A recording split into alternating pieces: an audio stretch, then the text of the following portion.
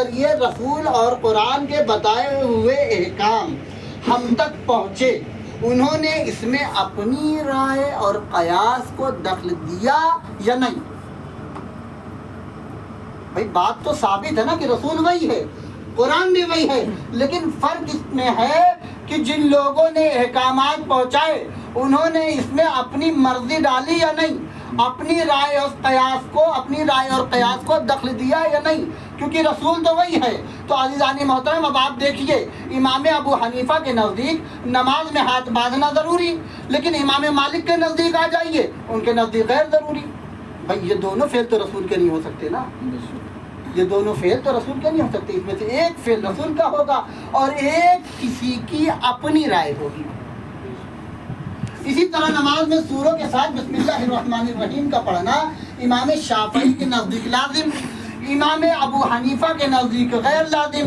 بھئی یہ دونوں عمل بھی رسول کے نہیں ہو سکتے، اس میں سے ایک عمل رسول کا ہوگا اور ایک کسی کی اپنی رائے ہوگی۔ تو عزیزو یہی ہوتا ہے، جب لوگ رہنما بناتے ہیں، جب لوگ پیشوا بناتے ہیں، تو لوگوں کے بنائے ہوئے میں اور اللہ کے بنائے ہوئے میں یہی فرق ہوتا ہے کہ جب لوگ بناتے ہیں ایک کچھ کہتا ہے، دوسرا کچھ کہتا ہے، لیکن جب اللہ بناتا ہے تو وہ کہتا ہے جس کے لیے آیت آئی وَمَا يَنْطِقُ عَنِ الْهَوَىٰ إِنْ هُوَ إِلَّا وَحْيٌ يُوحَىٰ۔ یہ جو میرا رسول ہے اپنی مرضی سے کلام نہیں کرتا، وہ رسول کہتا ہے اولن محمد اوسطن محمد میرا اول بھی محمد، میرا اوسط بھی محمد، ارے ہم کل کے کل محمد ہیں۔ سبحان اللہ، سبحان اللہ، صلوات پڑھیں محمد، اللہم صلی علی محمد وآل حیدر یا علی۔ دیکھیے آپ کی خدمت میں مجھے یہ عرض کرنا ہے کہ ہمارے جو رہبر ہیں وہ الہی رہبر، ہم نے ثقیفہ میں بیٹھ کے چناؤ نہیں کیے، ہم نے ووٹنگ سے اپنے رہبر نہیں پائے، ہمارے رہبر اللہ نے بنائے۔ پیغمبر کی زندگی میں ایک شخص پیغمبر کے پاس آیا اور کہنے لگا یا رسول اللہ ہمیں دوسرا قرآن دے دیں یا اس میں کوئی تبدیلی کر دیں، یہ ہمیں ہر اس کام سے روکتا ہے جس میں ہمارا من ہے یا جس میں ہمارا پروفٹ ہے یا فائدہ ہے۔ تو جوابی آیت آئی قل ما یکون لی ان عبد اللہ من تلقائی نفسی، رسول کہہ دیں کہ میری کیا مجال کہ میں اپنی مرضی سے اس قرآن میں تبدیلی کروں، انا اتبع الا ما یوحى الی، میں جو کرتا ہوں میں نہیں کرتا، اللہ کرواتا ہے۔ بس اس آیت تک آپ کو لانا تھا۔ رسول نے کیا کہا؟ انا اتبع الا ما یوحى الی، میں جو کرتا ہوں میں نہیں کرتا، اللہ کرواتا ہے۔ دوسری جگہ پر رسول نے کیا فرمایا؟ وما ينطق عن الهوى ان هو الا وحی یوحى، میں جو کہتا ہوں میں نہیں کہتا، اللہ کہلواتا ہے۔ اب جو رسول کرتا ہے رسول نہیں کرتا، اللہ کرواتا ہے۔ اب رسول جو کہتا ہے رسول نہیں کہتا، اللہ کہلواتا ہے۔ توجہ بھائی، جب پیغمبر، آپ قرآن اٹھا کے دیکھ لیں، پورے قرآن میں 6666 آیتیں ہیں، 114 سورے ہیں، ٹھیک ہے، اور والحمد سے شروع ہوتا ہے اور سورہ والناس پہ ختم ہوتا ہے۔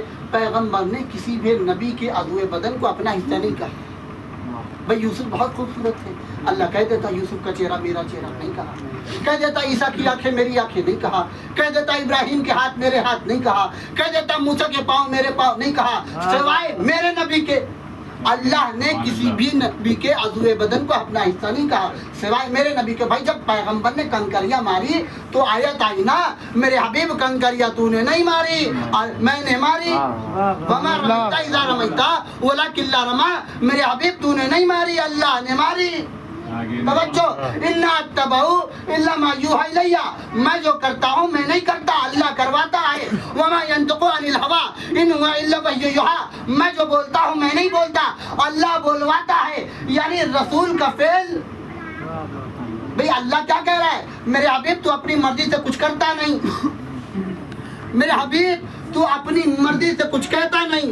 یعنی رسول کا ہاتھ اللہ کا ہاتھ، رسول کی زبان اللہ کی زبان۔ یہ بات سمجھ میں نہیں آئی، یہ بات غدیر میں سمجھ میں آئی جب رسول نے ہاتھ سے ہاتھ اٹھایا اور زبان سے کہا سبحان اللہ، سبحان اللہ۔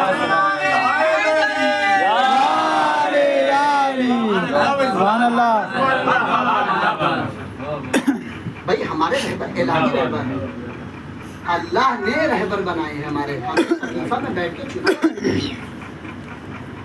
ہم نے کوئی ووٹنگ سے اپنے رہبر نہیں پائے ہیں، ہمارے رہبر خود اللہ نے بنائے ہیں۔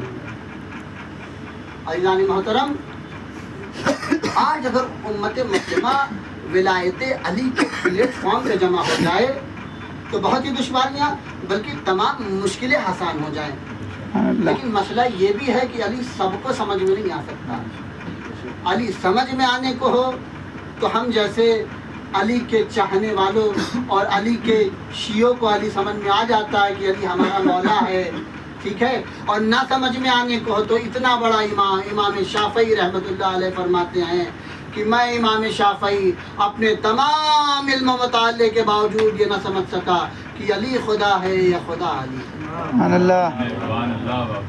بھئی کربلا بھی تو علی کے خون کا ہی تو نتیجہ ہے، جس طرح علی سب کو سمجھ میں نہیں آ سکتا اسی طرح حسین بھی سب کو سمجھ میں نہیں آ سکتا۔ سمجھ میں آنے کو تو حر جیسے قلندر کو سمجھ میں آ جاتا ہے، اور نہ سمجھ میں آنے کو ہو تو عمر سعد جیسے مفتی کو سمجھ میں نہیں آتا کہ حسین کون ہے۔ عزیزان محترم، بس میں نے زحمت تمام کی، کچھ فطرے مصائب کے سن لیں۔ علم کو برآمد ہونا ہے، یہ علم غازی ابوالفضل عباس کی ذات سے وابستہ ہے۔ ہاں، وہی عباس جو بچوں کی آنکھ